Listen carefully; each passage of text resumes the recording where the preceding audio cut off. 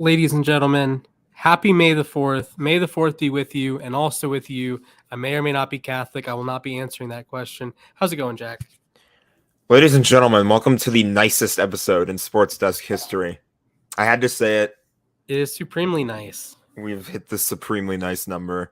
So, actually, what number do you think is nicer, 420 or 690?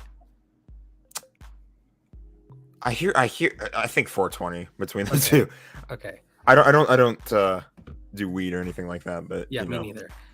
Actually, I am going to do some math. I need to see how many years it would take us to get to 69 420 episodes. Oh God. 1,335 years. So, unless we start like doing lots of uploads, I don't think we're ever going to reach that number. But we can dream, right? We can dream. We can dream. Sure. Anyone can dream. Yeah. So, it was a dream. Actually, going to the NFL draft is one of the coolest things. Like, we were like 50 feet away from Roger Goodell, 100 feet away. And actually, Roger sounds a little bit more high-pitched in person, which is, I thought was strange. Maybe it was just how the microphones worked. But according to Sam Prince, he was on our show Friday morning. Roger's a really nice guy, Mr. Goodell. Roger Goodell. I'm sure he is. I don't know what I should call him. Goodell. So Commissioner Goodell. Commissioner, yeah, that works. So nice guy. Sam was also a great guy. Happy that we had him on the show, but what a draft! What a draft, boys and girls. Yeah, that was quite. Frankie didn't get kicked out. Also, did we tell you that the other three guys on the trip fist bumped Ice Cube? I heard about that actually. Yeah. They just I think Frankie like yelled out, "You're the GOAT" or something like that. Did he actually? That sounds like something he would do. It was like something like you're an inspiration, or it was something that caught his attention.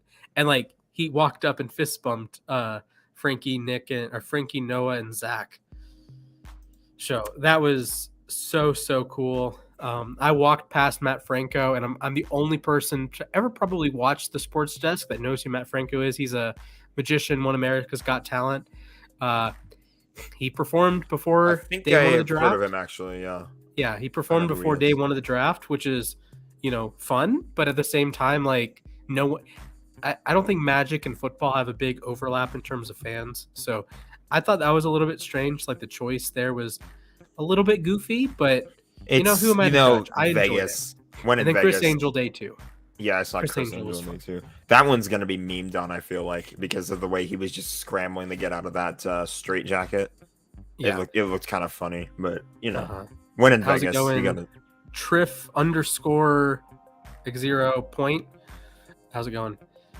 Yeah, it was actually pretty cool.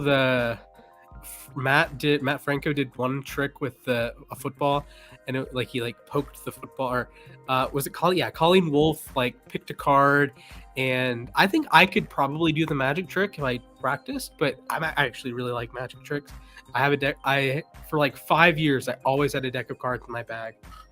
My bag's on my bed. Never mind. Otherwise, I could show everyone a card trick. That could be a fun 100th episode thing. Magic with Splash. We can do that at some point. Yeah, Magic with Splash. I think 100 would be our next milestone. Maybe 75 if we want to think about it. Yeah, 75 is cool. Is it? Is Diamond 50 or is Diamond 75? Diamond is 60, I think. Okay, so we missed. So we've already done Diamond. I need to what color is what? I don't know what color. What color is? 75th? Oh no. Yeah, okay.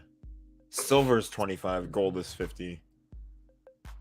And then we missed diamond, which is... yeah. So apparently 60th is white, 65th is sapphire blue, 70th is diamond white, 75th is diamond white. Is what? Colors. I've always thought that doesn't make any sense. Why is there a repeat? Wow, apparently your 5th anniversary is wood. Wood, yeah. Wood. Okay, great. I knew that was a thing. Oh my goodness. Okay, so 75th is platinum. Okay. Wow. According to this flowersbytina.com.au, after your 40th anniversary, all you should get is jewelry. 40th, 45th, 50th, 55th, 60th, 65th, 70th. So actually, oh no, I won't have I won't be back home. Okay, I got a surprise for you for the 75th. Okay, it's jewelry. It's jewelry. He's gonna get. I know exactly what he's gonna get. I know exactly what he's gonna get. Do you know what I'm getting? Braves. Yeah, of course. Nah, I'm joking. I'm getting a Arizona class ring. Ha, yeah. ha ha ha ha ha ha. Actually, it's the same price. The funny part about that is both are from Justin's. So like I can go on Justin's for an Arizona class ring and go over like 2 pages and find the Atlanta Braves like replica World Series rings. Same price. Like within like $50 of each other. It's like I'm definitely gonna prefer a World Series ring over a class ring. Because like I don't, for those that don't know, I came out to Arizona class of 2023, but I'm a year ahead of schedule. So I have no relation to, I'm not class of 2023, but like I don't have anything in common with class of 2022, except I'm actually in the same graduating class. It's like I have there's no relevance to my graduating class. It's not like high school that like most of my friends were at the same age as me. It's like, okay, here we are. I graduate in 9 days. I cannot believe that, but you're not here to talk. Or you're not here to listen to me. You're here to talk about the draft and to talk about some hot takes. So let's get some takes rocking and rolling. And Jack, remind me, how many points is it for if we feature your take? I think we double it. We like give you your points back or something. I forget how many points it is, but I forget as well. Something. All right, pick a sport: football, basketball, baseball, hockey, fighting, other, or promo points. Other. We'll start with football. All right. This is from Grant 3369. Nice. Jets win week 1. I don't think it's this week. I think it's next week we're getting the schedule release. Yeah. So I think it just depends on who they play because you just never know. They could play, I don't know. I don't think they'd beat Baltimore, with all due respect. They're not going to beat Buffalo. Like if they get like Buffalo or Baltimore or 2017. Do they play they don't play you guys. They play No. They don't play the South. They don't I guess they play the East. They don't. They play the North. NFC, like they play the Packers, and so like if they play the Packers, they're losing that game. If they play the Lions, they're probably I don't know. If they play the Lions week 1, that's a fun one. So the Jets play, other than the division, they play Baltimore, Cincinnati, Chicago, Detroit, Jacksonville, Cleveland, Pittsburgh, Green Bay, Minnesota, Denver, Seattle. Ooh, the Jamal Adams return game. That's gonna be fun. I should make a take like during the season. Jamal Adams picks off Zach Wilson. They're not playing internationally, are they? Those guys. No, the Jets. I'm pretty sure the Jets do have an international game. I know the first game was in Munich, where Bayern Munich plays. Is it Seahawks Packers? I was asleep when it came out. Yeah, I'm gonna have to check. Oh, it's right here actually. It's the Jets don't play an international game. The Seahawks do. The Seahawks play in Munich against the Bucks. We can talk more about it later. I really don't want to play the last time the Ravens played abroad, they got unholy things were done to them by the Jacksonville Jaguars. Not fun at all. You know what's funny? I think the last time the Rams actually played abroad was the last time they played against the Bengals before the Super Bowl. That's right. And Cooper Kupp went nuts that game. That was that was Cooper Kupp's just utter domination. Did you know that Steelers fans were convinced for 2 years that Cooper Kupp sucked because when you guys played Pittsburgh, he had 0 catches for 0 yards? I just want those Steelers fans to remember who our quarterback was during that game. This is a good point. Also, I have a fun fact. I realized this last night. I made a post about it. I think you might like it. I don't know if you will or not. Anyways, okay, here we go. Since the Steelers last won a playoff game, the Browns went 0-16. The 13-3 Steelers lost to Blake Bortles at home in the playoffs. The Browns drafted Baker. The Ravens drafted Lamar. Lamar won 2 division titles. The Bengals drafted Burrow. Lamar won a playoff game. The Steelers went from 11-0 to first-round exit at home against the Browns. Baker won a playoff game against the Steelers. Burrow won a division title. Burrow won 3 playoff games. Interesting. Good job, Pittsburgh. Yeah, woo. You win 2 playoff games in 16. You go 13-3 in 17. And since then, every team in the division has won a playoff game. Except for the... Other than you. Despite the Browns going 0-17, 0-16, and the Bengals going 2-14, and the Ravens drafting a new quarterback. All three teams drafted a new quarterback. So there's that. All right. There you go. Yeah, I agree with you. Jets quite the ripple in the decision. Yeah, we have to wait to see their opponent, but we'll see. You never know. They did get a better secondary. I like. We'll talk more about it later, but I like the Sauce Gardner pick. Too much sauce. Too much. Sauce is either going to be the greatest corner ever, like he's going to be like as good as Revis, or he's going to be absolute cheeks. There's no in between. I'm leaning he's going to be more Revis than Cheeks, but like if you nickname yourself Sauce, and it blows up the way it did. You're in New York, you're either going to be awesome or you're going to be awful. So wish him nothing but the best. But all right, give me a sport. Let's go. Also, I'm sending out 149 points to Mr. Grant. Go look for more relevant ones. Do we have any hockey take? This is fun. This is a fun hockey take from Noah. Oh boy. He says that the Maple Leafs win the Stanley Cup this year. I will happily disagree with that. I will gladly. It has I already did disagree with it, actually. There you go. 2 agrees, 6 disagrees. Now, 12,000 total points in the pot, though. Now, here's the fun thing. Some potential. It's a little tough to say that the Leafs actually do win the Stanley Cup because they are very much the Leafs. Yes. But they did beat the Lightning 5-0 in Game 1. Yeah, that'll do it. That helps. Yeah. That's a good start. To put into context, the Leafs haven't won the Stanley Cup since 1967. 1967 was the year. Teams. Yeah, there were 6 teams, and then a year later they went to 12. Yep, and then Leafs the haven't won the cup Blues since. went to back cups. Didn't win any of them. Correct. It didn't win a game in any of them. Managed to go 0 for 12, and I believe the Canadians had 2 in that span, and the Bruins won the 3rd. So congratulations, Blues. Of course they did get over the hump in 2019. And Real Madrid beat Manchester City. That was for a spot in the final, right? Yes. Holy crap. There we go. I didn't see that happen. Like they scored 2 goals at the end of regulation. Rodrigo scored 2 goals at the end of regulation.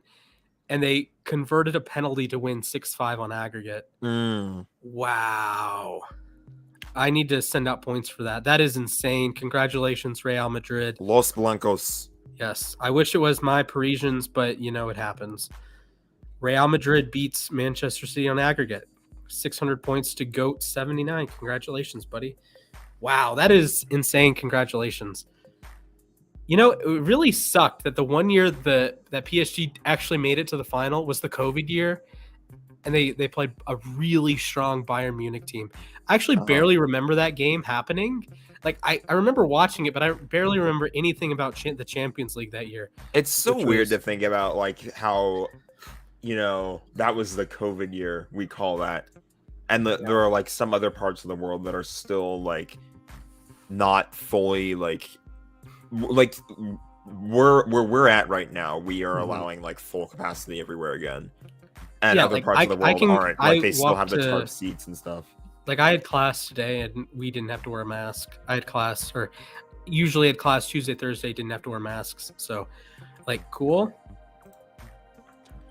Obviously, it's not, like, over yet, but... Yeah. I didn't even have to wear a mask on the airplane, which is just bizarre. Wow. Yeah, so, small world. That's weird. I would have worn a mask on the airplane. Yeah, I probably should have. I don't know. We don't even test for COVID anymore on campus, which I do think is a little weird, but whatever. Alrighty. Any other takes you want to touch on? We'll do one more take, and this is a special one for May the 4th. It's from Commander Alex. And this is a legitimate take on the uSTADIUM app. He says, Obi-Wan uses Anakin's lightsaber in a fight during the Kenobi series. Ooh, where is that? Oh, there it is. That's in the other. I'm just gonna be honest with you. Outside of the 9 Star Wars movies, I have not digested a whole lot of Star Wars content. Like, I watched a couple episodes. I'm kind of with you there, honestly. Like, I saw the first season of Mandalorian, and then I fell out of touch with it. Yeah, it's like I tried to get back into it recently, but like I don't watch. Like I heard the Book of Boba Fett was really bad. I haven't. Well, obviously the Kenobi series hasn't come out yet. Like even like Rogue One and the other one, Solo. Rogue One was good. Those. I liked Rogue One. I haven't seen those. So like when we do a certain Star Wars segment later in today's episode, like I won't be able to touch on either of those movies. So I'm gonna be making my list of that on the fly, honestly. But yeah, I mean I have a working list in my head because it's like it's Star Wars. Actually, I have a question for you. What is the best Solo movie? Like not Star Wars, no Godfather, one installment best movie of all time. Just like one movie. Yes. Not a part of a series. So God. Indiana Jones. I have to think Star about that Wars, actually. Godfather, Jurassic Park. No Marvel movies. Can't say Back to the Future because there were 3 of those. No. Can't say American Psycho technically doesn't count because there's a second one. Garfield the movie doesn't count, sadly. Have you seen the Cat in the Hat live action movie? Oh God, I have actually once. We should. If we have like an April Fool's episode, we should watch a movie instead of. What's Twitch's rules on copyrighted content? Oh God, I don't want to get into those right now. Okay, because like bad. That'd be funny just watching a movie. Let me give you an idea of where Twitch is at, and we're live on Twitch right now, so hopefully we don't get taken. Oh, this is a good point. Hi, Twitch fans. I know there's not many of you, but hi. We're gonna see a lot more of Twitch. Yeah, fans we're gonna try to do more for you guys. I've been playing Madden a lot more recently, so we want to. You know what? While you continue to think, I'll give out some things we're trying to do. So during the NFL season, we'd like to do Madden Mondays. So it'd be either Jack or I on screen, playing Madden for a couple hours. I would like to play Ultimate Team. Jack wants to do more franchise mode.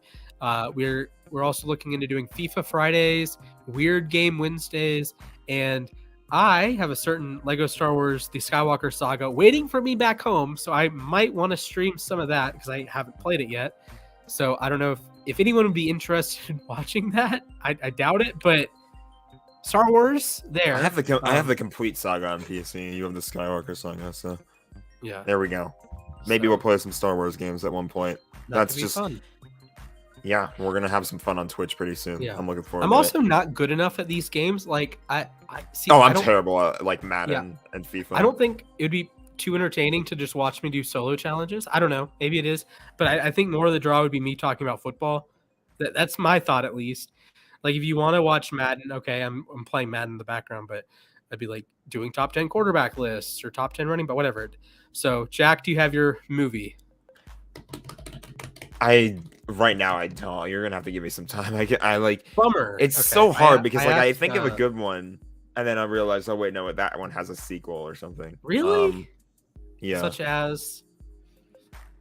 Well, like I was thinking about like the different kind of Spider-Man stuff, but like obviously those all of them have sequels. Now, technically, Spider-Verse doesn't have a sequel yet. That's true. It's getting one though. This is true. It is getting one, but I think while it doesn't have one, we can say it's the best solo film. But it is getting a sequel. I don't know. I also like I'm having a hard time thinking off the top of my head of like good just individual movies. Yeah, or like it was just one and it like stands on its own. I can't really think of that many. All right, that's fair. All right, let's move on to our bread and butter topics. Me talking about the NFL draft and Jack kind of nodding in agreement.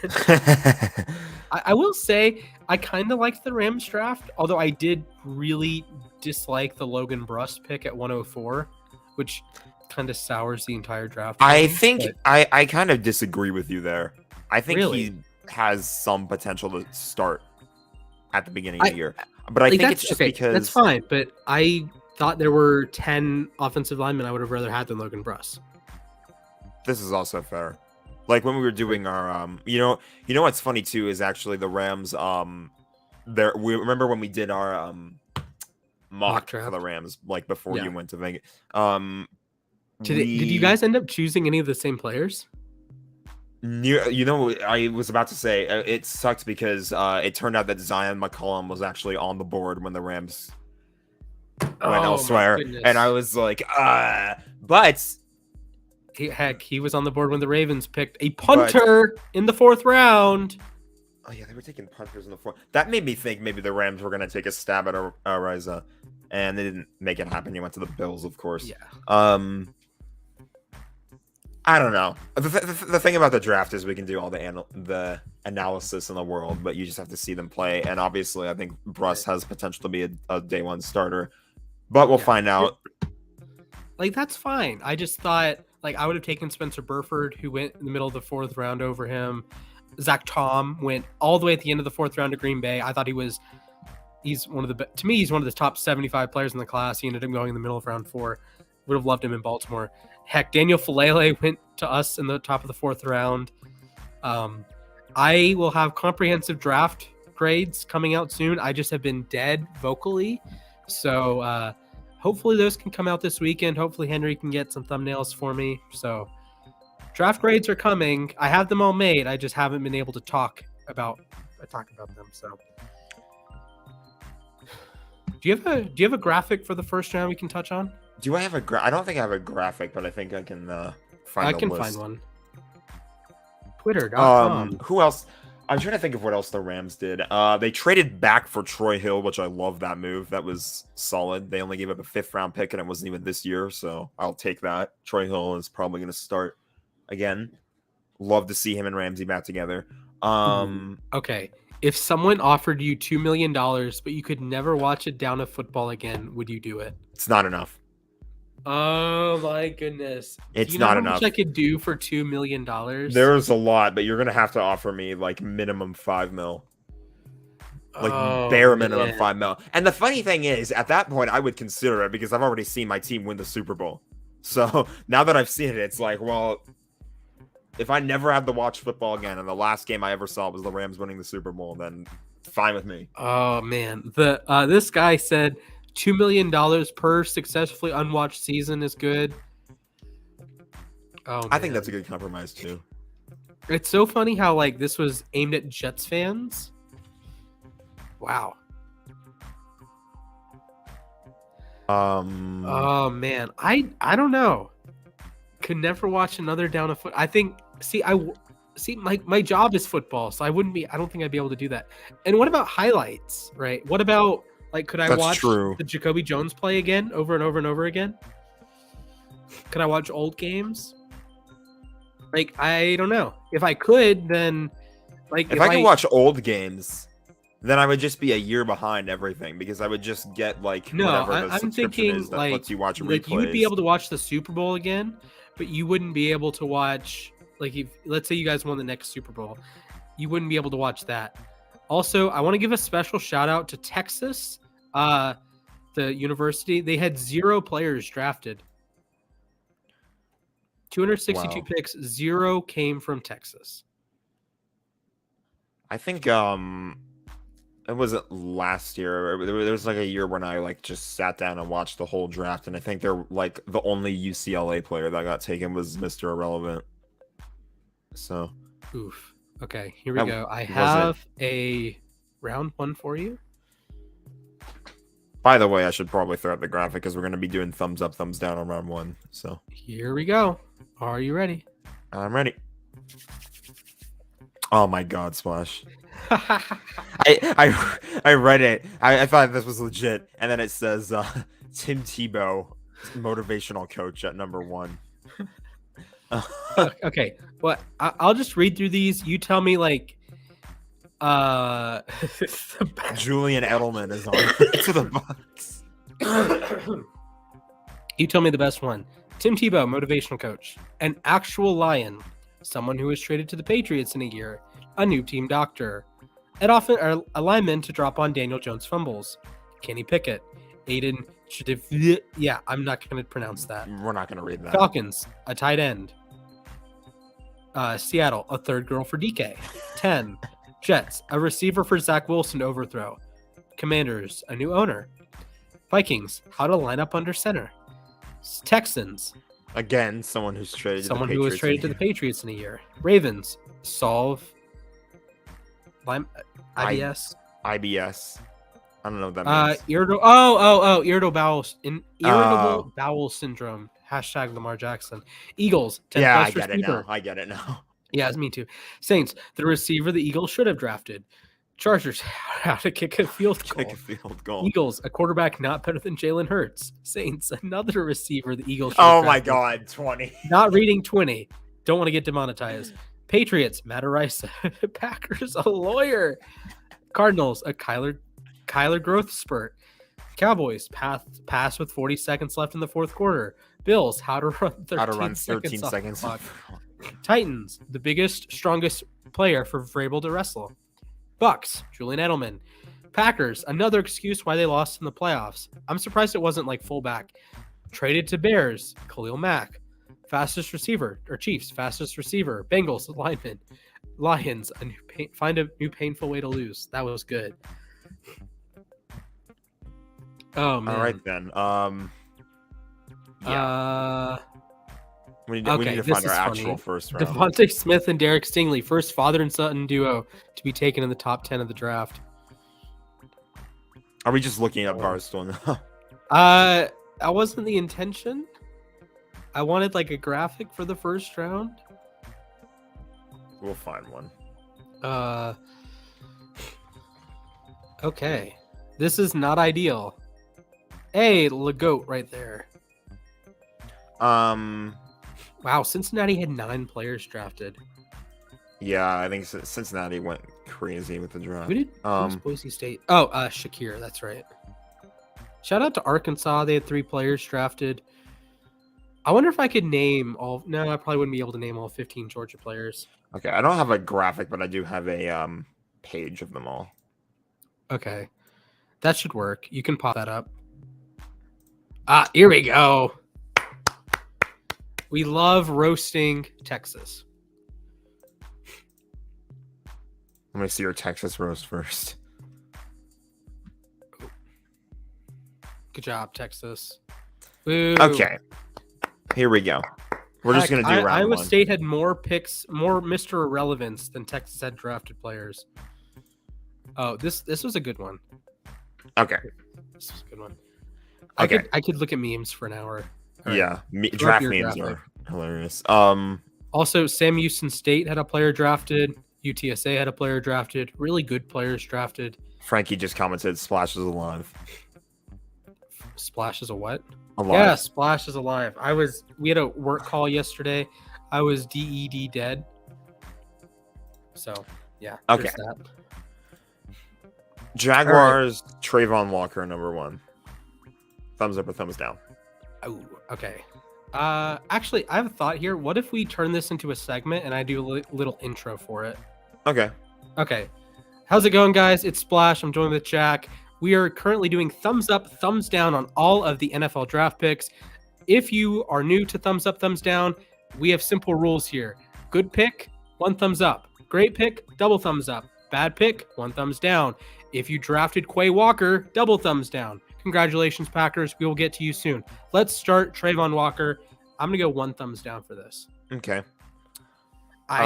He was number 16 on my board. I didn't see the value here. Can he be the best player in this draft class? Yes.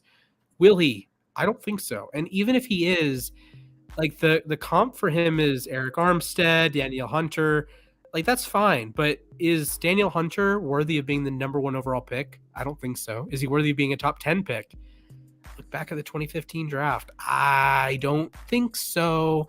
So Walker, I think, will be a good player. He can defend the run well early. He's has no pass rush moves right now, so I don't see it with Walker. Maybe he changes over time, but do I trust Jacksonville to get the best out of him? No. Not right now, at least. No, not right now. Like you said, there's potential to be the best player in the draft class. He probably could do it, but will it be with Jacksonville? Definitely not in year 1. Yeah, and I'm thinking here you have there's tackles on the board. There's wide receivers on the board. This is just going to be the first round. We'll have more draft content in the coming days, but I don't like it. I I think to me, you got a project with the number 1 pick, and there were better players in this draft. So who would you have taken first overall? I mean, see, with the Texans situation, Trent Baalke kind of dropped his nuts on the entire organization. Just said, "Oh, we re-signed Cam Robinson. Ha ha ha ha ha. We're not taking tackle number 1 overall." Okay, Baalke, I'm just gonna call you an idiot for that. I know it's not like a permanent move, but I would have gone tackle at 1 and edge at 33. That's what I would have done. You know, you attack both positions. Edge is deeper than offensive tackle this year. You want to get one of the top 3 tackles, but then you can get Arnold Ebiketie at 33. I think that would have been great. And then you can use like 65 to trade up and get like a Sky Moore, a George Pickens in the middle of round 2. So you could have taken like Ekwonu first overall. Yeah. Ekwonu, that was you could have probably taken Neal. You could have taken Cross. Like I think any of those picks would have been better than Walker. And then we'll talk about their other first-round pick in a little bit, but I think that was not a good decision either. All right. What did you thumbs up? I'll give it a thumbs down. I'll agree with you there. All right, 1 thumbs down. Probably going to agree with you on a lot of these, to be honest, but we'll see what happens. Aiden Hutchinson to the Detroit Lions. This is a double thumbs up. I'm not going to say it's the best pick in the first round, but, you know, it is the best pick Detroit could have made. Is Hutchinson the best player in the draft? Probably not. But he is going to be a day 1 impact. He is from Pontiac, Michigan. He went to the University of Michigan, and now he plays for Detroit. He is going to be an immediate guy you put on a billboard in Michigan. Like, when I don't think I'll be going up to Flint anytime soon, but if I was in Flint, I would be expecting to see an Aiden Hutchinson, billboard. If I fly into Detroit, I'd expect to see Aiden Hutchinson stuff, and I think it's a slam dunk pick. Double thumbs up. Yeah, I do like the whole like Michigan to Detroit thing. He doesn't get to travel far at all, so for sure. Yeah, definitely. I'd say solid pick. Mm-hmm. For there was like it was such a weird draft because there's so many like big names up towards the top. So yeah. I basically agree with everything else you said. Thumbs up for me. All right. Sounds good. All right. Moving on to number 3. Again, thumbs up, thumbs down for every prospect drafted in the first round. Derek Stingley. I actually like this pick a lot. I did have Sauce rated slightly higher, but I like what Houston is doing. They take a guy that in Stingley had one of the most ridiculous college seasons ever in 2019. I'm going to give it 1 thumbs up. Not 2, but just 1. I think it's an exceptional pick. You get a potentially the best player in the draft class. I think he has the best single season of tape by anyone in this class. And outside of like Burrow 2019, I can't think of a player that had better tape for 1 season in college off the top of my head. I'm sure there's some, like there's like Crabtree back at Texas Tech was unreal. Calvin Johnson, some offensive linemen I'm missing, I'm sure. Orlando Pace, 96 for OSU, but Stingley is incredible. Mm-hmm. Yeah. So I don't have a whole lot to say on Stingley, honestly, but I'm not as well versed on college football if you guys haven't figured that out by now. But, it's okay. We can go quickly through these. We can like zoom through this. Yeah, we could even just do the top 10 if you want. Sauce Gardner to the Jets. I'm gonna go 1 thumbs up. This guy I actually like though. Yeah. I like this. We touched on it earlier. The immense swagger, calling yourself Sauce, like that's incredible in its own right.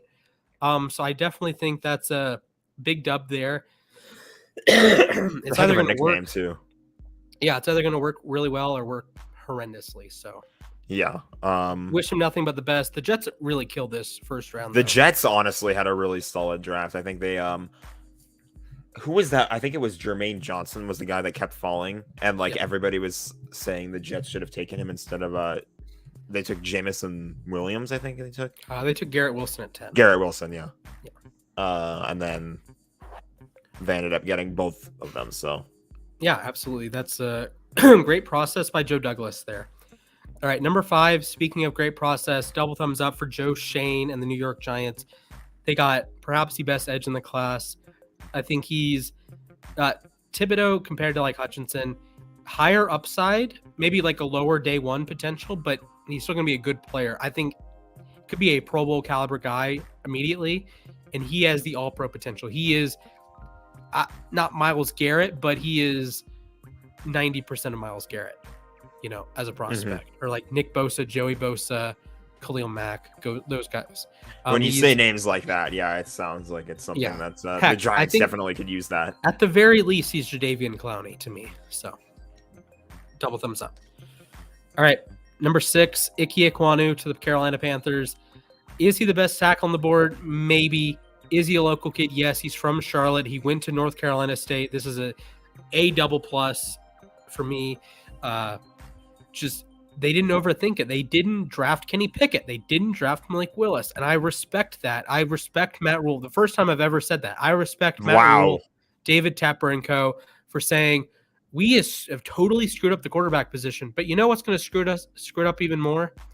If we take another bloody quarterback. So they decided, you know what? We're going to draft a good player. We're going to draft a local player. We're going to draft a guy that our fans can root for.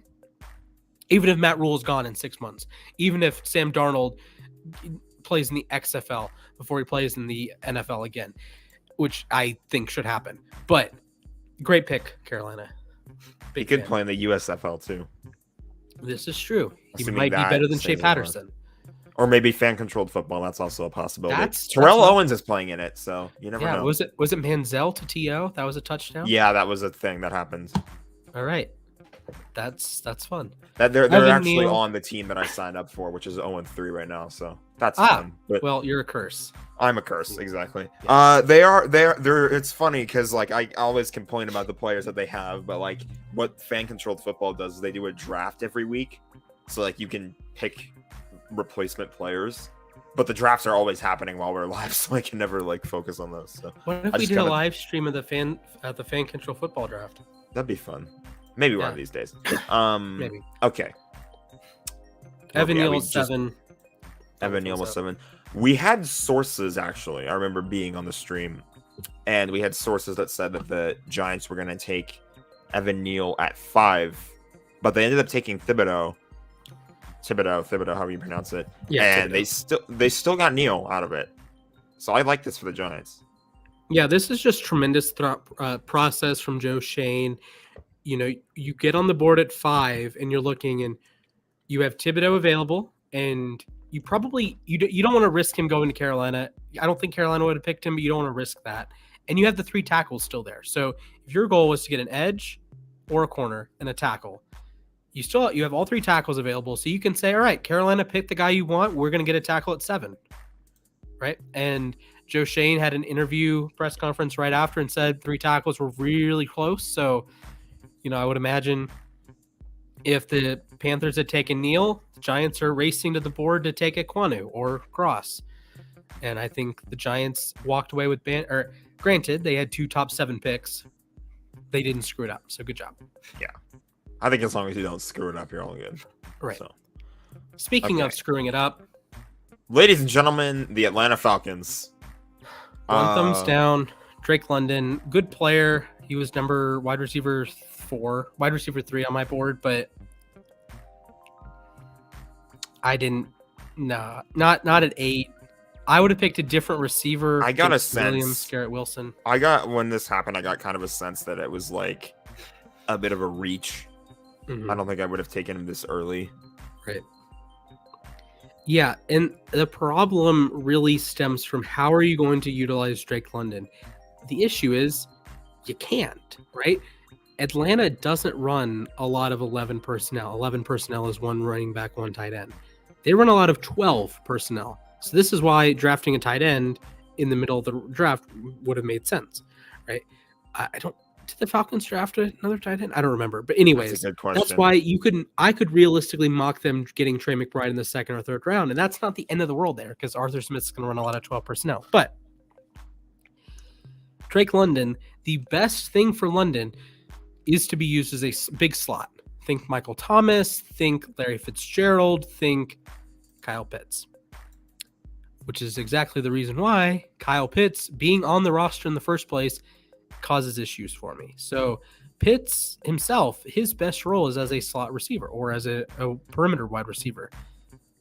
Now you have two guys that are going to do the exact same thing, and neither of them are good enough blocker. Like, you can't, Pitts is not going to be a great inline tight end, right? He's not going to be the George Kittle, right, of the team. He's going to be more of a Kelsey, Andrews, Waller type.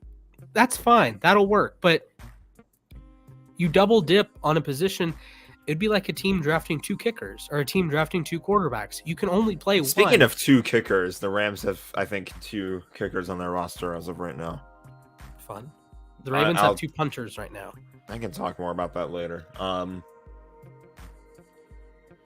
right, heading over to number 9. Again, thumbs up, thumbs down. Charles Cross. I really liked the Seattle class outside of the Kenneth Walker pick. So I'll give that a double thumbs up. You got a starting left tackle. We're not going to touch on later rounds today, but you also got Abraham Lucas in the 3rd round. So the thought process there for Seattle was great. You know, you used the pick, you traded Russell Wilson, you used one of the picks on an offensive lineman. And I'm sure Russell Wilson was like kind of cackling to himself, like, really, Seattle? Now you finally draft a good offensive lineman? One of his biggest complaints I remember was that he wanted to get sacked less. And he's in a division with Aaron Donald, Nick Bosa, Bobby Wagner. Well, I guess Bobby Wagner was on his team, but yeah. Who else? There's JJ Bosa, Watt's here. Armstead. Chandler Jones was there. Leonard Floyd. Previously Von Miller. Yeah.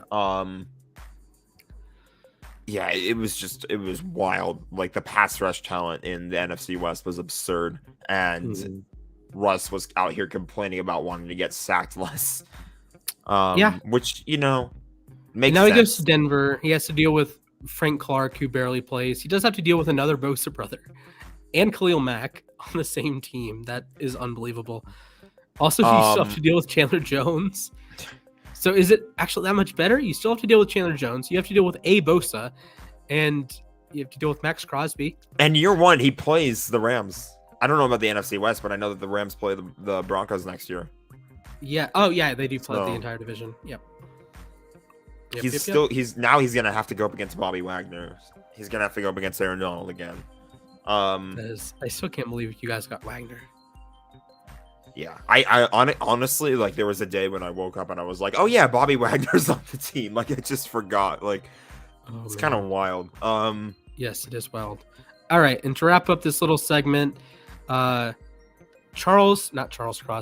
Wilson to the Jets at 10. I'm gonna give it 1 thumbs up. Wilson was my wide receiver 1. Good pick. It's not like the greatest pick in human history. It's tough to get the double thumbs up. I only gave out 3 of them. Do you like the fit though with the Jets? Yeah, I do like the fit. I like the Wilson to Wilson. It's gonna be fun. I think you get a guy that can be a number 1 receiver, and that moves Corey Davis down the pecking order. That also moves Elijah Moore down the pecking order, which I think both of those are good. I think Moore, if I'm running the Jets offense this year, I think Wilson's your 1. I would have him operate in the slot. Davis is the X and Moore as the Z, as the gadgety guy. I think that's a good wide receiver core. Sure. All right. Yeah. And you want to scroll down and we can touch on the trades that happened? Yeah, we can touch on that. I don't actually know. I just want to touch on the players that were traded. Oh, the players that were traded, picks. Yeah. So pick 18. The Tennessee Titans send AJ Brown to the Eagles. AJ Brown, the number 18 pick. I guess we're kind of done with thumbs up, but we can. Oh, almost the whole thing. There we go. Yeah, AJ Brown going to the Eagles in exchange for the 18th overall pick. I don't know what else was traded, if anything. Like a 4th round pick. So it was 18 plus a 4th for AJ Brown, and AJ Brown has a shiny new $100 million contract with the Eagles. I'm not sure why this trade happened. I don't know if it was a thing that he wanted or if... I don't think so. It's just kind of strange. I wish he hadn't been traded. Like, obviously, I guess it makes the Titans worse, but I liked watching. The Titans are in their whole own mess right now because apparently Ryan Tannehill didn't know that they were going to take Malik Willis. To be fair, no one knew they were going to take Malik Willis. But yeah, that came out of nowhere. Because, so it was like he was still there in the 3rd round. Yeah. Again, if you want more draft coverage, I will be releasing draft grades for every team when I have a voice. Right now, I'm struggling. Yeah, I'm still a little bit baffled by this trade. I would not have done it if I was the Titans, but if AJ Brown wanted it, then who knows? Right. Speaking of wanted it, the actual best Brown to be traded on draft day, Marquis Brown goes from the Ravens. Marquis Brown plus the 100th pick in the draft go to the Cardinals in exchange of the 23rd pick. I thought it was a win-win trade. I thought it was you were on the stream when it happened. You celebrated when it happened. Yes. So to me, love Marquise. Unbelievable player in the playoffs. In big games, I trust Marquis Brown to show up. In like meaningless games, I don't, but he had 100 yards in a playoff game once. Would have had it twice. But Huntley sailed him on a 4th and 10. But he is a big-time player, and he just wasn't a fit in the Ravens offense. The weakness Lamar Jackson has is outside of the numbers, deep down the field.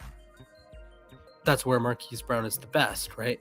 So the Ravens pivoted to more of a center of the field, bigger body receiver idea. They drafted 2 more tight ends, stuff like that. And they got a 1st-round pick for a guy that I didn't think had 1st-round value. So that's a W. The Cardinals trade for a guy that to them probably has 1st-round value. And with the DeAndre Hopkins suspension that we'll touch on, I'm sure they probably knew something about that. I think the Hopkins suspension is actually what shedded some light on the trade. Yeah. Because like now you think about it and it makes sense. Right. And then even like Marquise is going to a place that is going to use his skill set more. Kyler is great down the field. Especially outside of the numbers. If you like combined Kyler and Lamar, they would be like the greatest deep passer ever. Probably. Because Lamar is unreal over the middle of the field. Kyler can't throw over the middle of the field, but Kyler is awesome down the. And they're both really mobile too, so they can pretty much just get set for it. So and Marquise is going to play with a college teammate and a guy that he really likes there. So I know was sad to leave Lamar, and Lamar is obviously heartbroken that his guy is out of the building, but I think it was a great move by Baltimore. I think it was a great move by Arizona, and I think Marquis Brown should be very happy. Absolutely. Any other trades that we have to touch on? I forget what else. I don't think any other players got traded, and my voice is dying quickly now. Yeah. We can get rid of this then, I guess. All right. You want to run through the NFL NHL playoffs while I Yeah. I'm gonna go grab a glass of water. So if you can go. Do that. If I can go solo here and just I'll be right back. We'll get Splash out of the way. Okay, we'll touch on the NHL playoffs really fast. There are some games. I think one of them might have actually started right now. I forget, but we'll see. Let me just pull up the schedule really quick. Actually, if I can find the bracket, that would be good to pull up. There are some games that happened earlier yesterday, and they're basically alternating days. So you're getting 4 games yesterday, 4 games today. And let's go ahead and bring it up. So we've got the Colorado Avalanche currently have a 1-0 lead over the Nashville Predators. I think Colorado was up like 5-0 in the first period. So that was kind of a just blowout city. I think a lot of these games were blowouts, actually. A lot of these early ones. St. Louis Blues, they crushed the Minnesota Wild. I think that was either 4-0 or 5-0. It felt like Minnesota got a little bit too desperate in that one early on, but these are all only game 1, so plenty of time. I didn't catch Calgary-Dallas. Calgary leading 1-0 in that series. I thought Dallas was going to put up a little bit more of a fight in this series, though, so we'll see what happens there. The Kings and the Oilers. Obviously, Kings. So I'm watching this one. The Kings won the first game 4-3. It is going to be really, really, really hard to shut down Connor McDavid and Leon Draisaitl for 4 games. That's going to be a pain in the rear. They're playing really good 5-on-5, but Edmonton is just, they were handed a lot of penalties. The Kings were. So Edmonton's special teams, I wouldn't say it's more Edmonton's special teams being really good, more LA on special teams just not being too great. But we'll see what happens there. Back up the list. Washington leading 1-0 over Florida. That should be a really tight series. I think that one goes to 7. I think that's I actually don't know how close that game was. I can actually pull up the scores on my phone. It was 4-2. Washington won. But so it's not like a runaway or anything, and the shots on goal were pretty close, but I think that series is going to be pretty close. That should be fun to watch. This is the interesting one. We've got Toronto and Tampa. And you would think that Tampa Bay is kind of the favorite in that series. I think Splash is ready, so I'm going to throw him back in here. Howdy. So Toronto won the first game 5-0. And Tampa just looked out of it. Like, I think Tampa had like a double minor or like just a really long like stretch of power plays or something like that. And it felt like Toronto was on the power play. Like, they were just getting a ton of shots on goal, a ton of offensive chances. And then immediately when all that penalty kill ended, Tampa Bay takes a penalty. And then Toronto scores on the power play. So, or I think they scored on the power play. I don't remember. Yeah, the power plays can be killer for you. And look, you can be better than a team, even strength 5-on-5. But if you're undisciplined and you take a penalty, you take a bad penalty, especially in the playoffs, you really hurt your team. And it's like it's weird because like in the playoffs, refs are kind of known for keeping their whistles in their butts. You have to do something a little like extra egregious to get called for it. So for sure. Speaking of which, by the way, I think back to the St. Louis Minnesota series, Jared Spurgeon on the Wild is getting a suspension for he did something bad with his stick behind the play or whatnot. Something like that happened. So not fun. Okay. Carolina leads Boston 1-0. The score of game 1 was... That game happens... Oh, game 2 is actually in progress right now. There we go. It's 0-0. I think Carolina dominated that game. Boston did end up with more shots on goal, but Carolina won 5-1.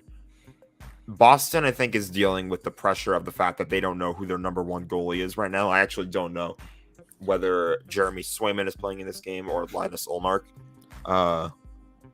One of the two is going to be their starter, or it has to be their starter, it feels like. I don't think you can rotate between goalies in the playoffs because I'm going on purely like past example, but we've seen time and time again how a hot goalie in the playoffs can really take you a long way. And Boston doesn't really have. Right now. Yeah, he is too good right now.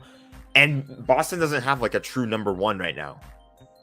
So it's probably not good that they got smacked 5-1 the other day. So they're going to need a bounce back. And Carolina's a tough team to play against. But we'll see what happens there. Lastly, we've got the New York Rangers and the Pittsburgh Penguins. They played game 1 last night. I have 2 words for you, Splash. Triple overtime. Playoff hockey does not get much better than that. No. That's all I'm gonna say. I think, have we ranked the playoffs before? Like ranked like the I think we did a playoff thumbs up, games? thumbs down on them. I think, was it just the playoff like system format? I think that's what we've done. Yeah, because like I think the NHL playoffs, it's up there with March Madness in terms of excitement. And I don't watch that much hockey. Like I've watched 0 hockey games this year. I watch when I'm home because we have NBC Sports and all of those channels. But I don't watch it when I'm in school because Pacific Coast, I'm in class, whatnot. So, but playoff hockey is so breathtaking. To me, it's like March Madness, the World Cup. It's just, you got to watch it, right? Yeah. I just turned the game on and it looks like the Carolina goalie is either hurt or has an equipment problem, and it looks like he's hurt because the trainer's out there. Hopefully he's all right. I heard there was an e-bug last week. Yes, we had an e-bug last week. It was a Dallas Stars e-bug playing for the Ducks. And like he was just that was kind of a meaningless game because Dallas already secured their spot in the wild card, and Anaheim was already out. So that was imagine if Vegas had made the playoffs because Dallas had to use an e-bug. Oh man. Well, Dallas didn't. Or it wasn't Dallas. It was Anaheim using an e-bug. Oh, you're right. You're right. But imagine if Dallas snuck into the playoffs because like they scored 7 goals against an e-bug. I need to describe the terminology. For those who don't know, e-bug, EBUG, emergency backup goalie. Oh yeah, that's anti-Rantel leaving the game. Yikes. So that's a live update there for you. Carolina's going to have to go to their backup goalie. But an e-bug, it goes by rink, basically. It doesn't go by team. So, like, each rink, like, hires an e-bug. So, like, they don't play hockey often. They don't, like, it's like they, like, work their job during the day or whatnot. But when the team plays a home game, they show up, they have pads, they sit in, like, a suite or something like that. And then if either of the two teams needs an emergency backup goalie, they suit up and they go into the game. And, you know, it was really funny because, like, this guy just had, like, a random Ducks jersey and they didn't have a name on it. They didn't have time to put his name on the back of it. So, they're usually well equipped for those scenarios, though. So that was a little surprising. But that was fun to see an e-bug come in. Always love seeing those. I know Leafs fans don't like it because their boy David Ayers came in for the Hurricanes. Scott Foster was a guy, not the NBA referee Scott Foster, but a different Scott Foster came in for the Blackhawks a few years ago. Oh man, that's funny. I found this article. It was there are comets that pass Earth more frequently than e-bugs enter NHL games. That is hilarious. Yeah, that's pretty funny. Wow. Yeah, that just gives you an idea of how rare it is, though. But we love seeing e-bugs. It was really cool after the game because, like, both teams were just giving him high fives and whatnot. Like, I think he let in a couple of goals, but it was still fun to, like, just the love of the game. Everybody loves getting to enjoy some hockey and get everybody in on the action. I would imagine Dallas's goalies are okay. I hope they're all set because I think a lot of teams went with the NFL strategy of just resting a lot of their key players for the last games.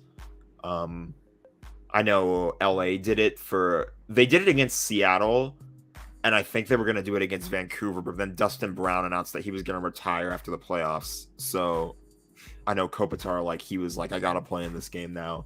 He actually gave Brown the C, which is really cool. Okay. Yeah. That's kind of my hockey spiel. More teams have played in a blizzard in the NHL since 1965 than have given ice time to an emergency goaltender. I want to know, like, what the total number is of e-bugs that have ever played. So this article, as of 2020, had been just Foster's appearance in 2018 and then Ayers in 2020. Mm-hmm. So 0.004% of NHL games since 1965. There you go.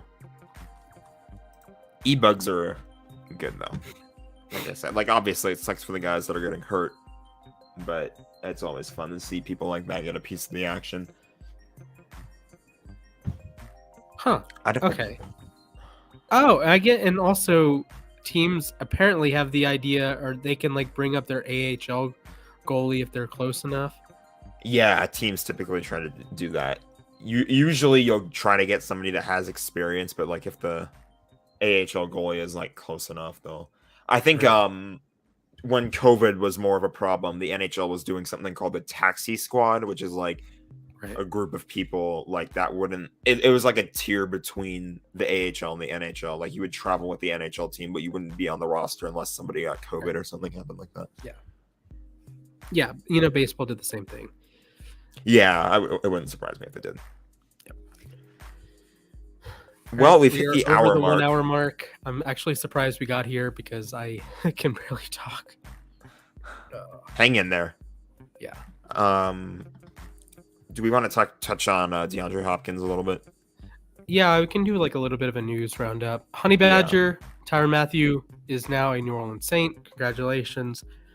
I believe he's going to be the, strong safety while Marcus May plays free for them. So good job for the Saints. That's a good signing for them. I think that it's cool that he gets to come home too.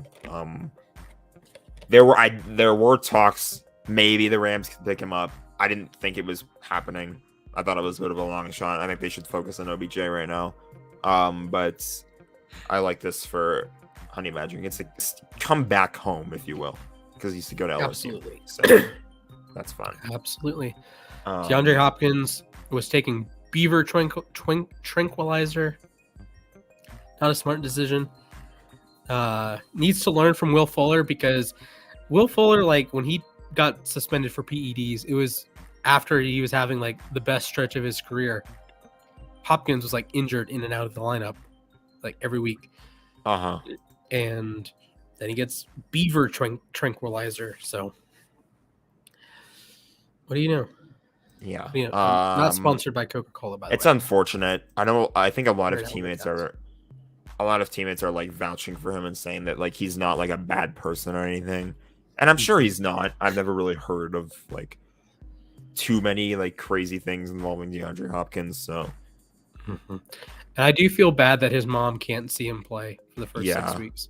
That's really unfortunate. So but it's only a 6-week thing and they'll get him back. Hopefully he's remains healthy the whole time and they'll get him back and we'll get to see an offense with Kyler Murray, Hollywood Brown, and DeAndre Hopkins very soon. Also Rondale Moore. Can't forget Rondale Moore. And I would say Christian Kirk, but the Jaguars threw money at him. It's like Frankie at the strip club. I'm joking. We didn't go to a strip club. It was Noah anyways. What else do we want to touch upon? Do we want to get a quick update on the NBA playoffs? Yeah, let's roll through it. NBA playoffs. I believe there's a game in progress right now, but I will go through the standings. Last night, the Grizzlies won Game 2 against the Warriors. Ja Morant went absolutely nuts. We have highlights on the YouTube. Celtics knocked off the Bucks at home. Both of those series are tied up at 1 apiece. The Heat and Sixers play tonight. The Heat lead 1-0. DeAndre Jordan is apparently starting for the Sixers, so idiots. Doc Rivers, overrated coach. Dallas plays at Phoenix tonight. Luka Doncic went crazy in Game 1, but Phoenix won regardless, so exciting times all around. And the funny thing here is there's actually a quicker turnaround that Friday. So the games that are playing tonight, Philly, Miami, Dallas, Phoenix, they play Friday as well. Boston, Milwaukee, Memphis, Golden State, they get to wait until Saturday to play Game 3. So that's fun. There's that. So not too much there. Luka's crazy. Luka's unbelievable. Luka is currently tied with Michael Jordan for highest scoring average in the playoffs ever. Luka has, I think we've already known as of late, though, how nuts he's been as of late. Yeah. Oh, and Carolina just scored, so they're leading 1-0. I forget where else we're going next. I think now is the top 10 Star Wars movies that we're gonna do because it's May the 4th. Splash, get your lightsabers. There we go. They both have life, and we love to see it. So I'm not sure either of us. I think you said that you had like yours was like a work in progress. Yeah. Like I have a working list that if someone asks me like rank your Star Wars movies, well, I have my 10. So yeah. I'm just gonna again mention I have not seen Solo or Rogue One. I will not be ranking them. So this will be a top 9 for me. That's I've seen Rogue One. It might actually be a top 9 for me too, because I haven't seen Solo, and I don't remember which of the. Wait, have you not seen all 9 like movies that I've canon seen? film? Have you not seen all 9? I don't think I saw Rise of Skywalker. Wow. I should have. I wanted to, but I didn't. Wow. Okay. That'll work. All right. Well, give me your number 9, sir. What's my number 9? I have to think about that. It's probably... See, it's weird because like I used to not really like the prequel trilogy that much. Right. But then the sequel movies came out and it's like, well, maybe the prequel ones aren't that bad. But I think I would still put a prequel one on my as number 9. I would do Attack of the Clones probably. It was just, I never like, there was a lot going on in that one. I remember like watching it and just being a little bit confused about like what was happening. I like rewatched it recently and I grasp it a little better. Fair. Okay, my number 9 is Star Wars. It just made me want to watch I actually think I do have a top 10. I do have a top 10. So I'll touch on that a little bit later though. I'll touch on why a little bit later, but that'll be my number 10. So my number 9 is episode 8. Not the move. Episode 8. Yeah. I'm actually currently blanking on what the stupid film is called. I think it was The Last Jedi. Yeah, The Last Jedi. No, more like Cheeks.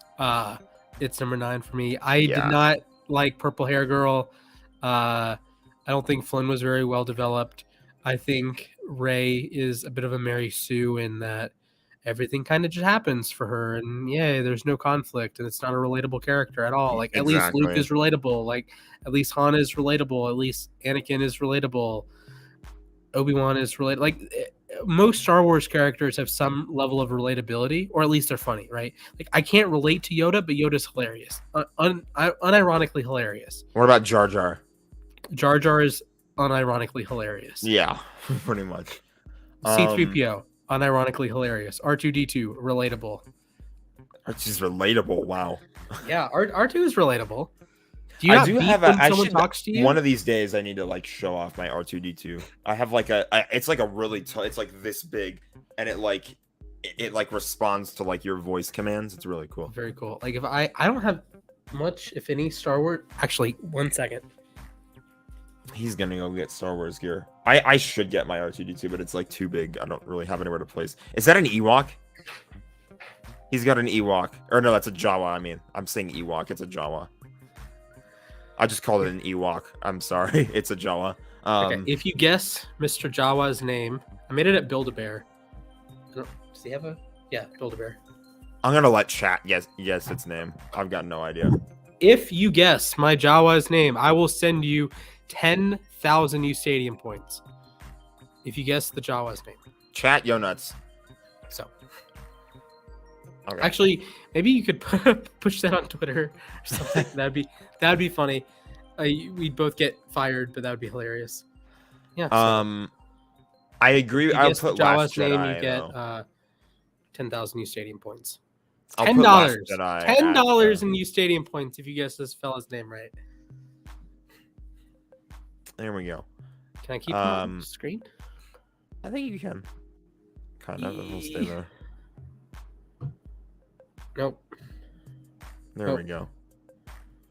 The water bottle is... Nope. There he goes. Okay. Yeah, I can agree with you at putting, since I'm doing 10, you're doing 9. I'll put Last Jedi at 9. To me, that one also just felt like a really long, like, chase movie, too. Like, they were constantly running away from the First Order, and it was just, like... Right. There's no real, like... They're just running constantly, and, like, they're, like, a bunch of them are dying. Actually, I'm going to push it to other topics. That's a great idea. That could work. Okay, here we go. We're going to push that. All right, continue ranking the films.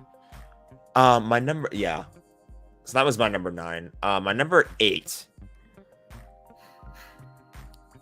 I should be writing these down on the whiteboard, I feel like. But my number 8. My number 8 is probably... I have to think about this too. It's like... jeez. I'm gonna go Phantom Menace. Although I did recently rewatch it, and I didn't hate it as much as I probably should have. Yeah. I don't know. There's like... I think we're gonna eventually get to a point where it's like they're all good. Like we can't complain about it, but like others are just better than others. So it was like, yeah. But Phantom Menace was just there wasn't enough. Like I would have liked to see more like Qui-Gon in the future. I would have liked to see maybe more Darth Maul in the future. Even it felt like that was like a conflict that just existed without any real backstory, but like it's supposed to be the first movie, so I guess, or like chronologically the first movie, so like maybe there's not really that much backstory. I don't know, but all right, I have pushed it out to other topics. I'm gonna add a banner and say, if you I can't spell, if you guess Splash's Jawa's name, you win 10K points on uSTADIUM. There we go. There we go. Perfect. Okay. What's your number 8? My number 8 is The Force Awakens, Episode 7. I honestly not a big fan of the sequels. I think some of the emotional beats are just off. It feels like it's a replica of Episode 4, which I think as a movie itself is very good. I think as a Star Wars movie, it's not great. Yeah, I'm gonna actually agree with you there and kind of make it my number. I think I'm on 8 now, or on 7 now. I'm gonna write these down. I have my marker, so. Hold up, wait a minute. Ben Simmons is expected to need 3 to 4 months to make a full recovery for his back surgery. Is he really? Wow. Oh my goodness. Mans has been out for an eternity. What did I say my number 9 or my number 10? My 10 was Attack of the Clones. Clones. We'll just put clones. My 9 was Last Jedi. TLJ. Yeah, I could just write that. My 8 was Phantom Menace. Okay, and while you're writing those down, new viewers, if you correctly guess my Jawa's name, I will send you 10,000 points on uSTADIUM. Do we have a guess attempt already? Jonah, the correct answer is not Lam. What I put at 7? 7 was Force Awakens. Basky says Spaceballs better. That is incorrect. Spaceballs was good though. I've not seen Spaceballs. I haven't seen all of it, but like I've seen bits and pieces, and they're funny. Okay, we're on 6 now. What's your 7? Is that my number 7 is to wrap up the sequels. Rise of Skywalker, Episode 9. Not a big fan of bringing Sheev back. Didn't need to. Yeah, there's a lot of retconning I think they did in the last 2 movies. Yeah, and it was like, you know, like what did they really just bring him back because they had no one else? Like that was a little lame.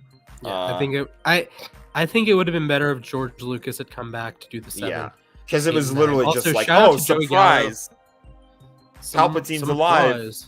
Yeah, and it's like, oh, his name is also now. not Palpatine. Well, do you see his little ears? You know what I'm talking about. I see his ears that are poking through the Jawa covering. I don't even. I guess. What? Where has this gone? Where has this I don't know gone? Because like it looks more like a bear than a Jawa, which I mean I guess it is Build-A-Bear, but we're investigating your Jawa now at this point. Yes. Still need to figure out his name, boys and girls.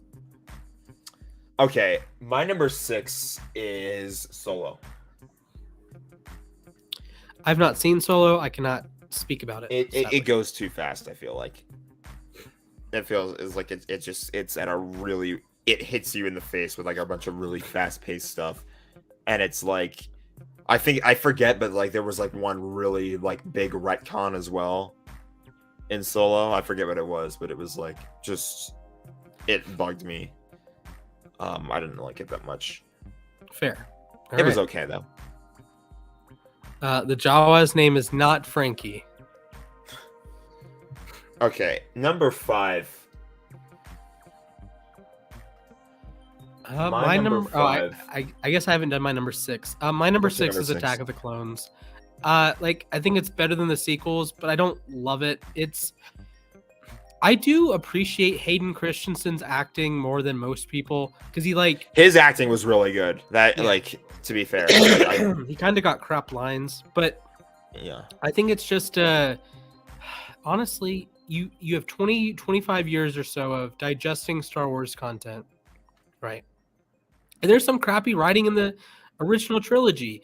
You just don't notice because it was new at the time, right?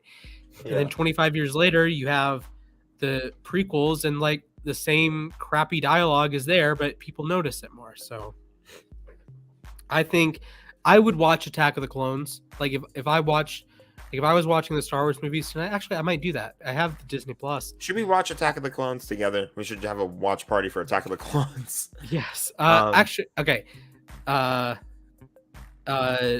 Knows Jawa's name is not Basky. That would be funny though. My mom would probably name it Jawa Poe, but my stuffed animal that's named Poe is on my. Actually, this is the third time I've gotten up in this stupid show. Oh my god, he's gonna get up again, ladies and gents. I don't know where he's going. He's probably gonna get another. Does he have a Poe plush? I'm curious now. Yeah. I figured you had something like that. It's not like it's like a keychain, I think, right?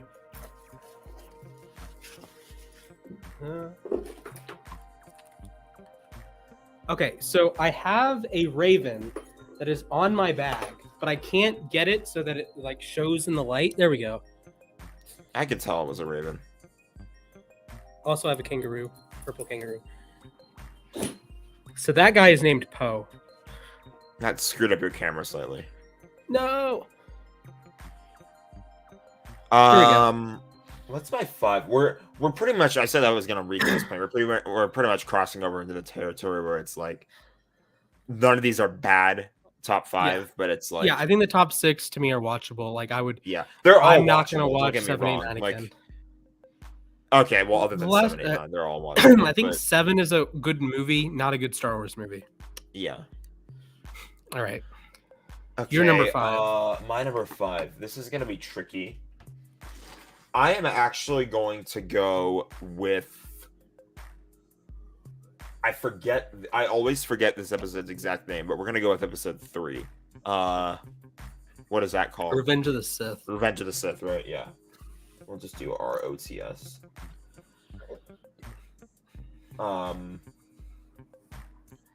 That was like I enjoyed that one a lot. Obviously brutal. I think it was the only Star Wars movie that got a PG-13. Yep.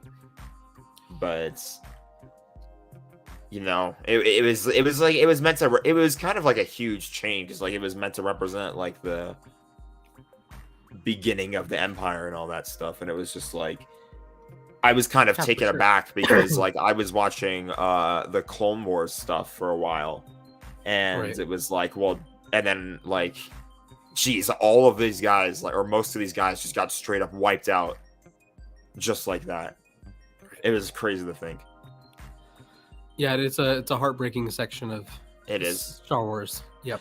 And it was like really cinematic though. Like the opening shot, the opening battle that they had was insane. I love that part. Beautiful, and the entire Mustafar sequence is like peak film. Actually, take that back. It's not quite peak film. It's not even quite peak Star Wars, but I think the action as a whole there, plus the score, is peak Star Wars. Yeah, it's what Star Wars means to me. Yeah, the score is definitely a big I do have it much higher than 5. Okay, that's fair. That's completely fair. All right, my number 5. I'm gonna go with the original. I'm gonna go A New Hope at 5. You're gonna go A New Hope at 5. Yeah, okay. I think it's a great movie. It is a great start to Star Wars. It is you're introduced to characters: Han, Luke, Leia, Obi-Wan, or Ben.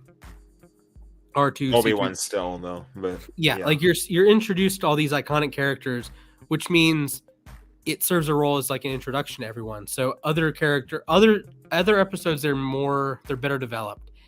So I will say Star Wars is excellent by itself as a film. as a Star Wars movie, I'm gonna have to dock it because it is an introduction, and you don't get quite the same character development as other films. And that's great movie. Fine. I think the top five are my favorite to watch. Well, obviously, but my top five are like movies that I would actively watch again. Like if it's on TV, I might watch it. Attack of the Clones, I would watch if I'm watching a Star Wars marathon. But if it's on TV, like I'll just roll my eyes. Yeah. If that makes sense. Okay. I'm actually gonna put A New Hope at 4. Okay.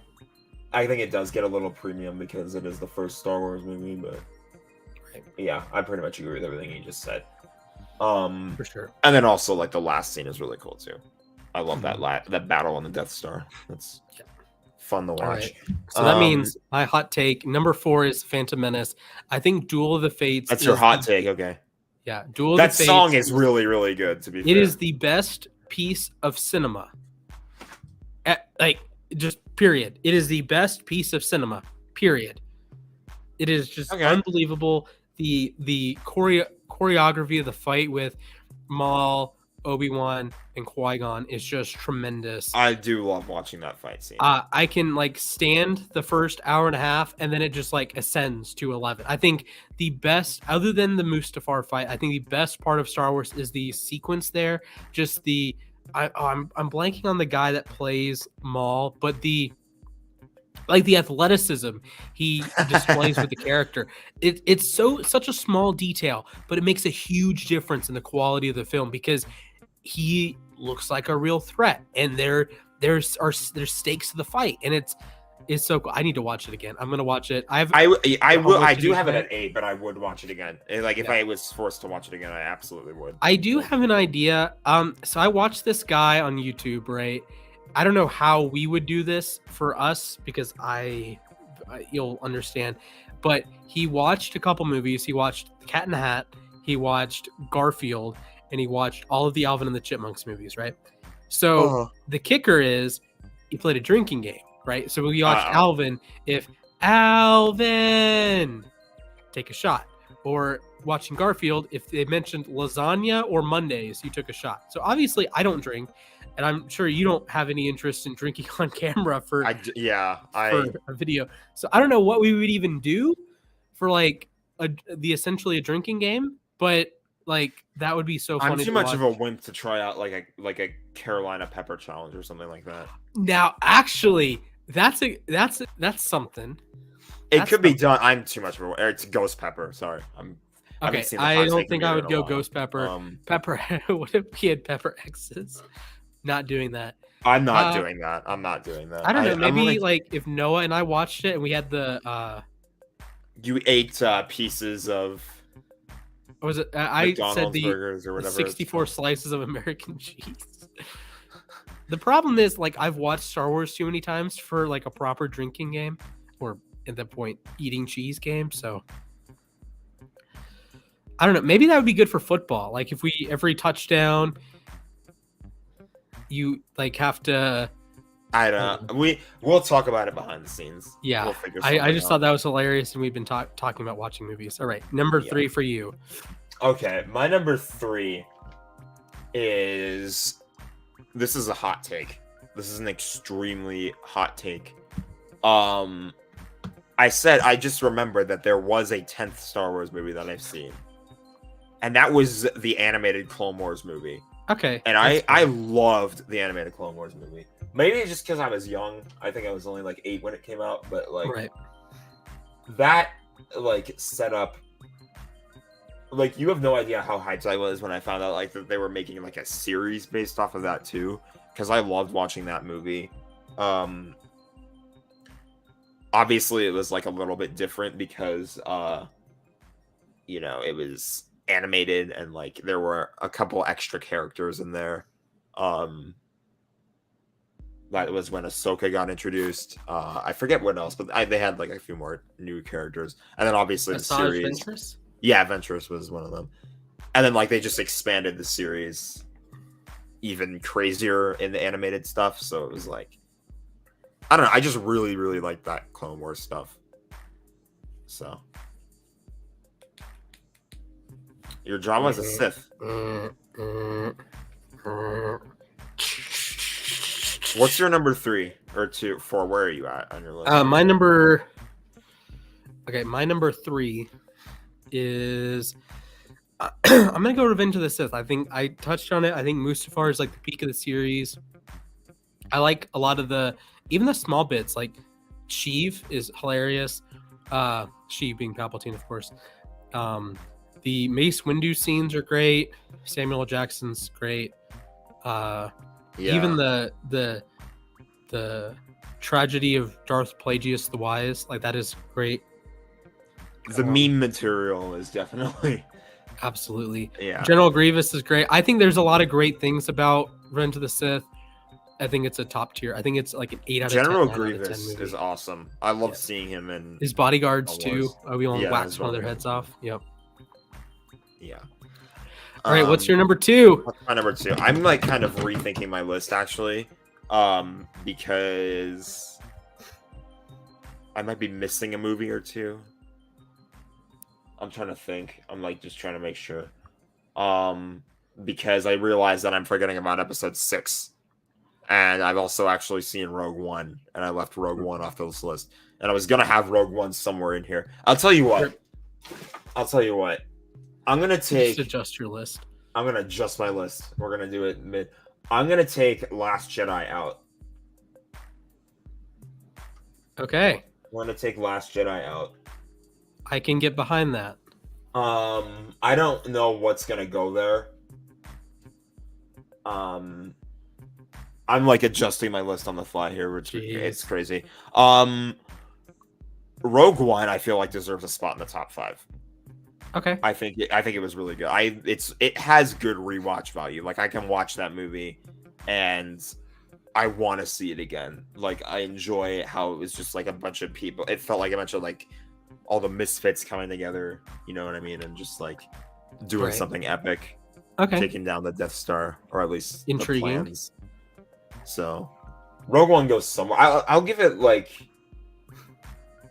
oh my god, I'm screwing with my list so much. I'll tell you what, I'm gonna move Solo to 9. Okay. Solo is too fast paced. We'll move Solo to 9. We'll put Rogue One at 6. I forget how to spell it. If it's ROUG or I can't spell. We'll just yes, has a whiteboard, can't spell. Has a whiteboard, can't spell. We'll just do R1. We'll write R1 there. And then my number 2 is episode 6. Okay. It's what's it called? Return of the Jedi? Yes. We'll just do ROTJ. Yeah. Yeah, I agree. Obviously you have the climax. To me, the climax of the series, the Death Star fight with Vader and Palpatine and Luke, of course. I like the Ewok scenes. Jabba's palace, not politically correct, but hilarious nonetheless. Boba Fett, rest in peace, buddy. I think it's. I think to both of us, he's canonically dead. Yes. Or he should be. Yes. Yeah, that was. Well, actually, no. He is like in the Sarlacc pit for eternity. Yeah. It's like 30,000 years, so he's not dead yet. That's creepy to think about. But yeah. Hey, he'd actually be able to get. He might be able to get to episode 69,420. Maybe. Would you listen to a podcast of Boba Fett in the Sarlacc pit?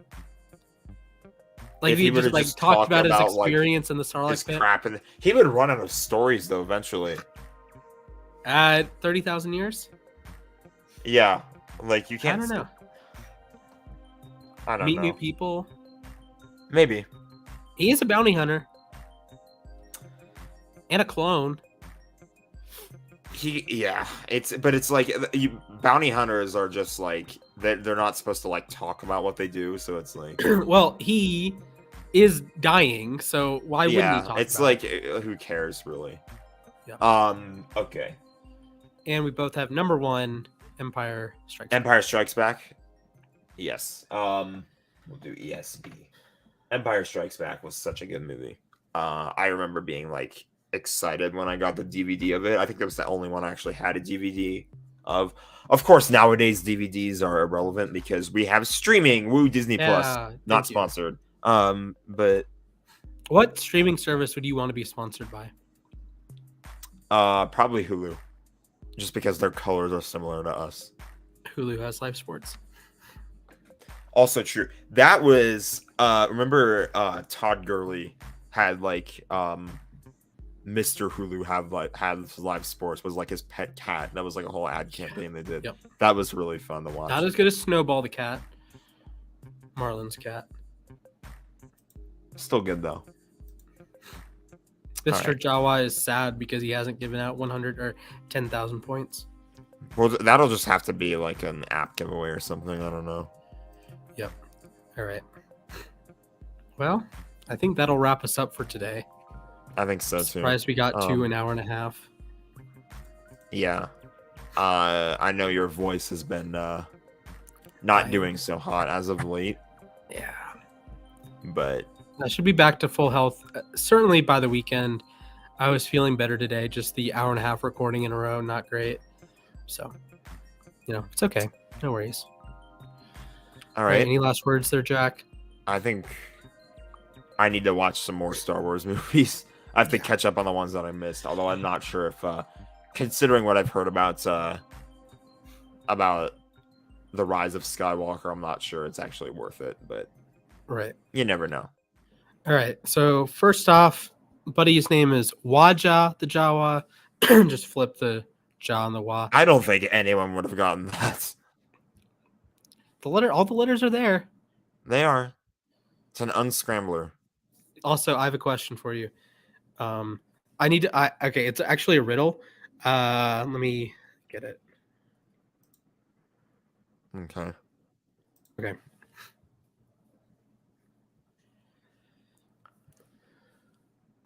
He's got to find the riddle. Yep, here it is. Are you ready? I'm ready. 97% of Harvard grads can't solve this, but 83% of kindergartners can. I turn polar bears white and I will make you cry. I make guys have to pee and girls have to comb their hair. I make celebrities look like normal people and normal people look like celebrities. I turn pancakes brown and can make your champagne bubble. If you squeeze me, I'll pop. If you look at me, you'll pop. Can you guess the riddle?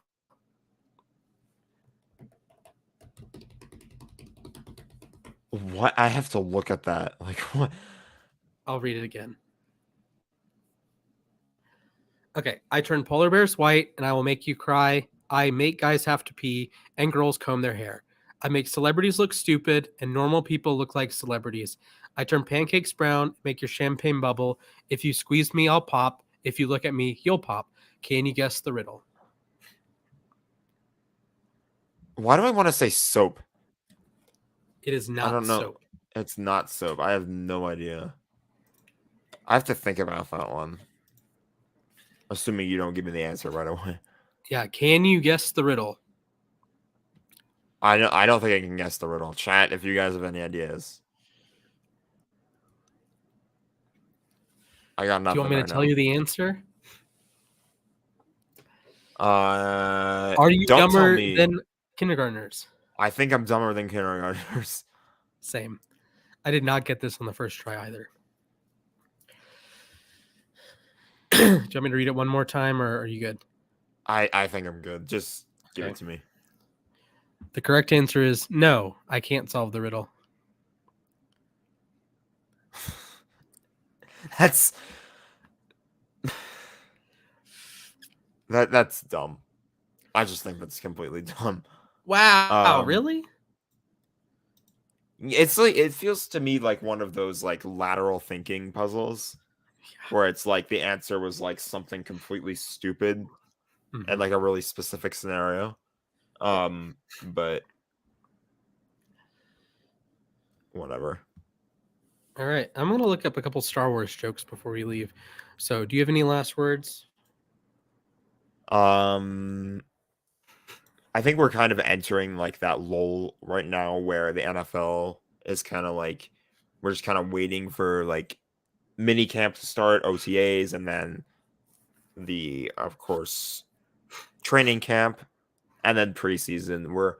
There's a lot going on, though, in the world of sports. We're not going to go anywhere, so just stay tuned. We'll keep an eye on all that.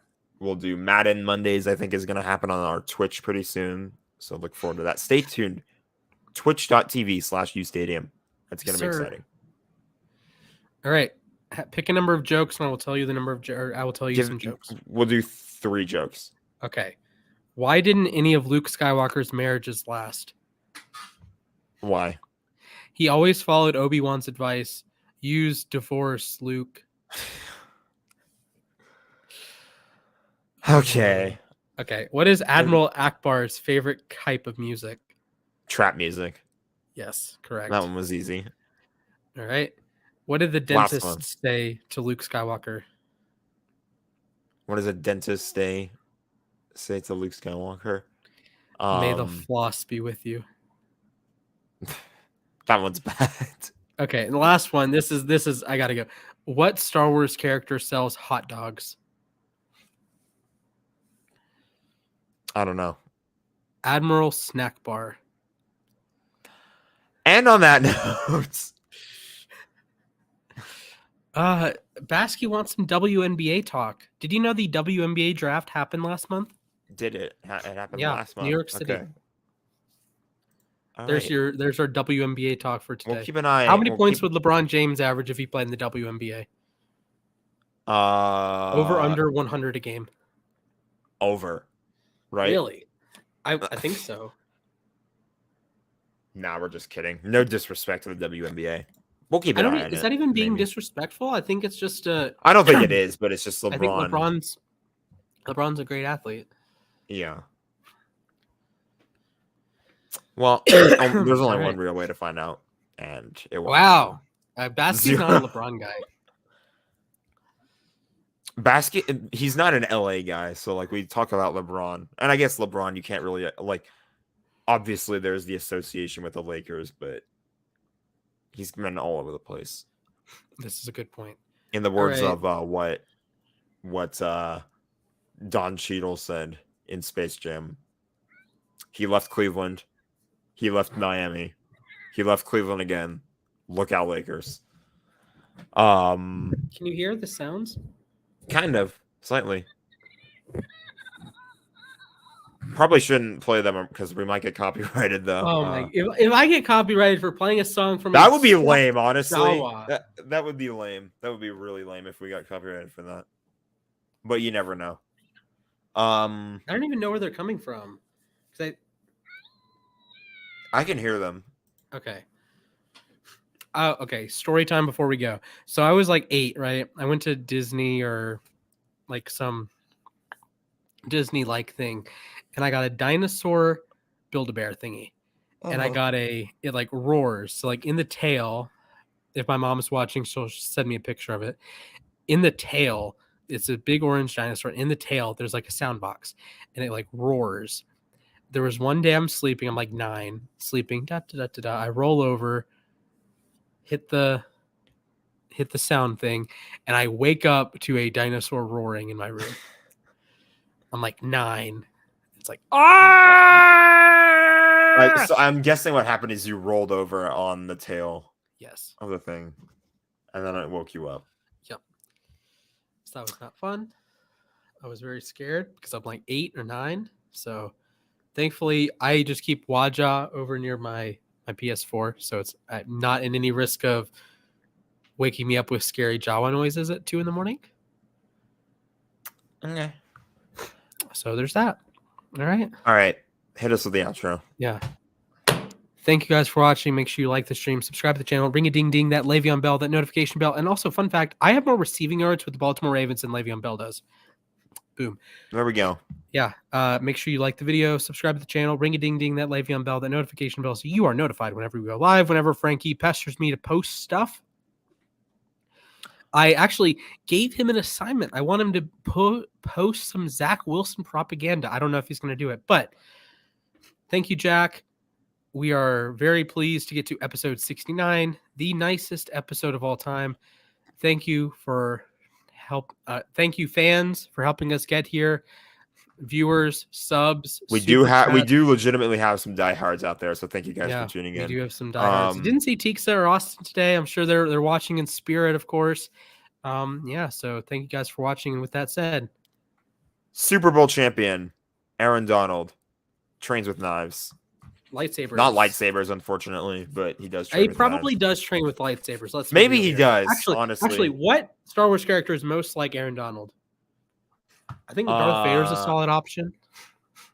Yeah, I think it's like between episode 3 and 4, Darth Vader, when he's like pure unadulterated power and rage. Can't be stopped. All right. Thank you guys for watching. Aaron Donald trains with knives. Peace. We'll see you next week.